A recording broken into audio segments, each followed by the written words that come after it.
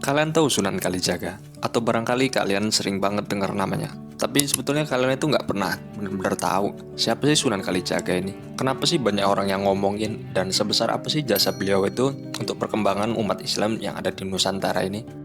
Lewat video ini mari sama-sama kita cari tahu siapa itu Sunan Kalijaga, biar kalian itu semakin tahu dengan sosok yang menjadi salah satu ikon dari Wali Songo ini. Sunan Kalijaga adalah salah satu tokoh terkenal dalam jajaran Wali Songo, yaitu beliau yang punya peran besar dalam menyebarkan agama Islam, terutama di Pulau Jawa. Dan keberadaan dan penyebaran agama Islam juga di seluruh Nusantara ini nggak semata-mata itu ada begitu aja, tapi juga diupayakan oleh orang-orang yang memang kompeten di bidangnya dan juga bukan orang-orang sembarangan. Dan salah satunya termasuk Sunan Kalijaga ini yang masih sampai dengan hari ini dihormati oleh umat Islam, tentunya juga masyarakat Jawa yang ada di sekitar.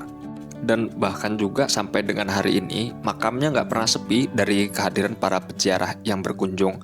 Lalu bagaimana sih sebetulnya masa lalu dari Sunan Kalijaga ini? Dan apakah Sunan Kalijaga masih punya keterkaitan dengan Sunan-Sunan Wali Songo yang lain? Dan bagaimana juga karya-karya beliau apakah masih lestari sampai dengan hari ini? Dan kalaupun ada, apa aja tuh peninggalan karya-karya beliau? Oke, di video ini mari kita cari tahu sebetulnya siapa Sunan Kalijaga, masa lalu dan juga peninggalan beliau. Jadi tonton video ini sampai habis.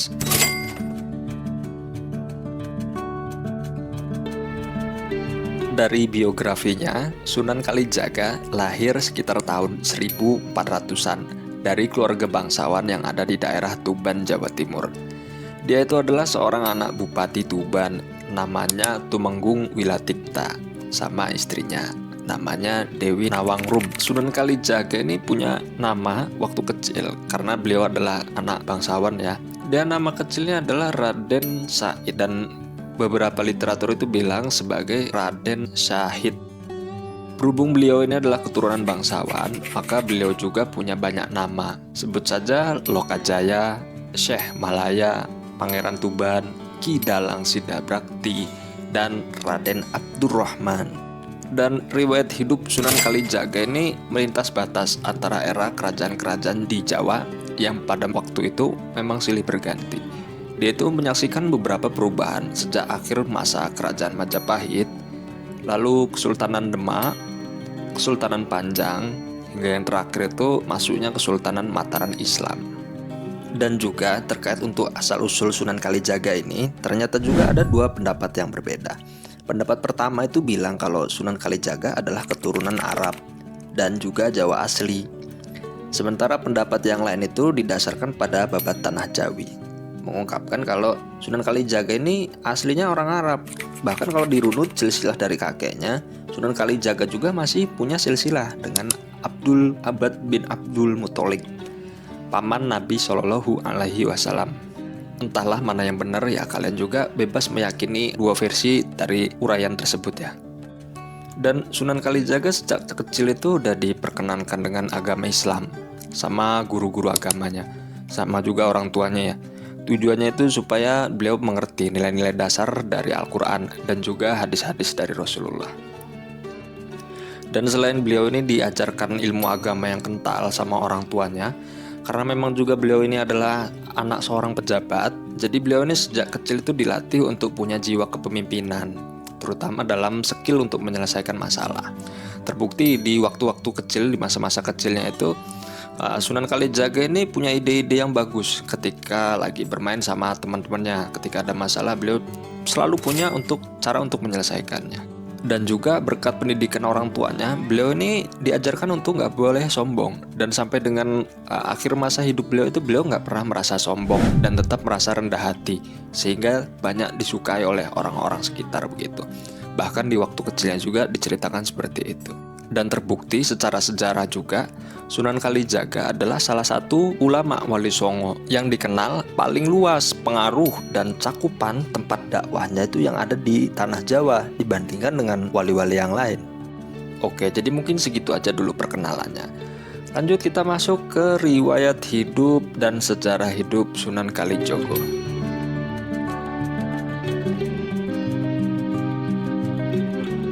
Sejarah mencatat kehidupan Sunan Kalijaga ini penuh dengan lika-liku yang curam.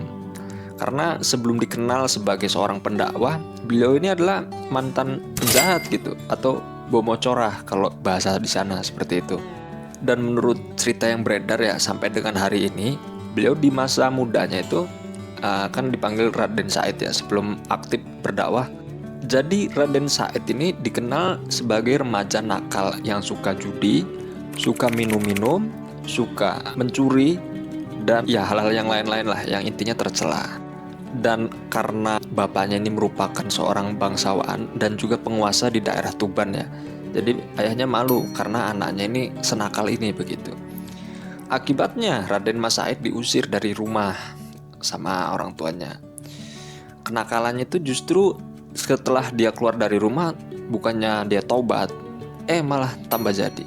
Jadi dia semakin menjadi profesional, dia menjadi bromo curah yang profesional ya, penjahat yang profesional tadi. Jadi kerjanya setiap hari membuat onar, membuat kerusuhan. Nah, tapi kenakalan Raden Said ini berhenti setelah beliau itu ketemu dengan salah satu gurunya, yaitu Sunan Bonang. Dan pada ceritanya beliau bertobat. Nah, kala itu Raden Said yang lagi nyumput di hutan sambil ngintai calon mangsa yang lewat.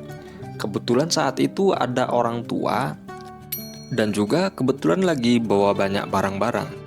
Nah, lihat kesempatan itu langsung aja Raden Said ini coba untuk dekat dan juga ngambil hartanya dari Sunan Bonang.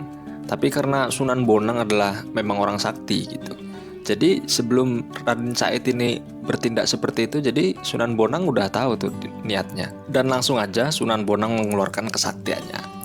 Dan di dalam cerita Sunan Bonang ini berubah menjadi 4 wujud coy. Dan ketika ngeliat itu Raden Said langsung lari terbirit-birit, karena dia sebelumnya nggak pernah lihat orang yang bisa kage bunsin gitu berubah jadi 4. Tapi nggak semudah itu untuk lari dari Sunan Bonang, karena ya kemanapun dia pergi itu pasti selalu ketemu sama Sunan Bonang. Dia mau putar arah juga pasti ketemu lagi.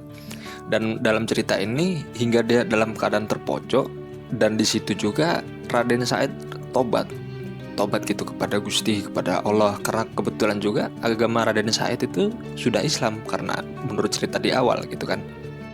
Dan pada saat itu Sunan Bonang punya murid yang bernama Raden Said, yang saat ini kita kenal sebagai Sunan Kalijaga. Kita masuk ke slide selanjutnya, dakwah Sunan Kalijaga.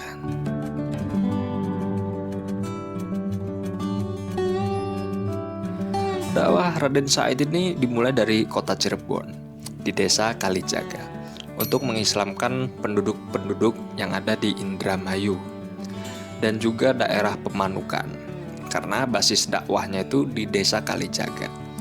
Raden Said ini kemudian dikenal dengan julukan Sunan Kalijaga, sebagaimana Wali Songo yang lain. Jadi mereka itu berdakwah di lokasi itu dan diberi nama itu, begitu.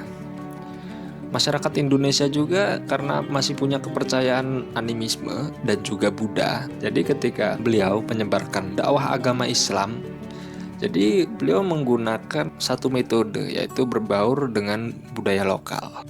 Dan metode yang dipakai oleh Sunan Kalijaga ini adalah berupa menggunakan pertunjukan wayang. Dan waktu itu pertunjukan wayang emang sangat diminati oleh masyarakat Jawa pada umumnya, karena masih menganut kepercayaan agama lama. Jadi kalau di dalam pewayangan itu diceritakan kisah-kisah Mahabharata seperti itu gitu ya. Dan Sunan Kalijaga ini berdakwah dengan pendekatan seni dan budaya. Dia mahir mendalang dan juga menggelar pertunjukan. Dan ketika jadi dalang, beliau ini dikenal dengan julukan Ki Dalang Sida Brakti, atau kadang juga Ki Dalang Bengkok, kadang juga Ki Dalang Kumendung, dan kadang juga Ki Unehan. Dan berbeda dengan pertunjukan wayang lainnya, Sunan Kalijaga ini sama sekali nggak mematok tarif bagi siapa aja masyarakat yang mau ngeliat pertunjukan wayang gitu. Nah, tapi sebagai gantinya, jadi masyarakat itu cukup menyebut 2 kalimat syahadat sebagai tiket masuknya. Yang artinya, dengan begitu orang-orang yang nonton pertunjukan wayang Sunan Kalijaga ini otomatis sudah masuk Islam. Dan berkat kelihayan Sunan Kalijaga ini dalam berbaur dengan adat dan budaya setempat, lambat laun masyarakat itu mengenal Islam itu dengan cara yang sangat pelan-pelan. Dan ketika masyarakat ini sudah kenal dengan Islam, dan disitulah Sunan Kalijaga mengajarkan syariat Islam. Dan kepopuleran Sunan Kalijaga dalam menyebarkan agama Islam ini menggunakan lakon wayang sangat menarik perhatian masyarakat banyak. Bahkan ketika beliau itu melakukan pentas di suatu desa, masyarakat itu bondong-bondong untuk menonton pertunjukan beliau karena memang udah viral gitu pada masanya. Dan ketika sudah terkenal ataupun viral di masanya, beliau ini juga sama sekali tetap nggak menaruh tarif gitu. Di saat dalang-dalang lain itu menaruh tarif, dan beliau tetap konsisten. Siapa aja yang mau nonton pertunjukan wayang, ya syaratnya cuma satu, ya harus kalimat syahadat begitu. Dan kalau kita lihat metodenya, mungkin banyak cerita-cerita yang diubah sama Sunan Kalijaga, yang pastinya juga memasukkan unsur-unsur Islam dan juga syariat-syariat ke dalam cerita wayangnya begitu. Dan juga banyak tokoh-tokoh yang dimasukkan seperti Semar, Bagong, Petruk, dan Gareng. Itu semua adalah ciptaan Sunan Kalijaga begitu. Mungkin di video lain akan kita bahas bagaimana sepak terjang beliau itu dan karya-karya beliau itu apa aja. Tapi gue takut karena video ini takutnya nanti kepanjangan, jadi gue bikin sesingkat mungkin. Dan kalau kalian suka dengan video yang kayak gini, boleh like, komen, dan bagikan ke teman-teman kalian biar kita bahagia.